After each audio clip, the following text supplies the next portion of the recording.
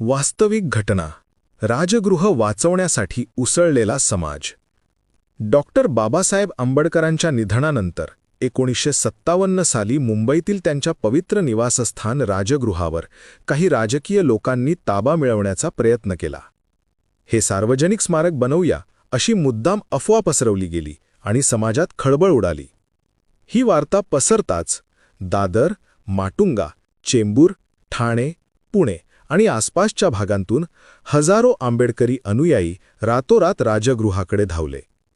कोणी बूट चप्पल न घालता आले, कोणी रिकाम्या पोटी आले, पण एकच ध्यास: बाबासाहेबांचं घर कोणाच्या राजकीय लालसेचा बळी होऊ देणार नाही. महिलांनी पाणी आणलं, घरांमधून दिवे, चादरी आणून दिल्या.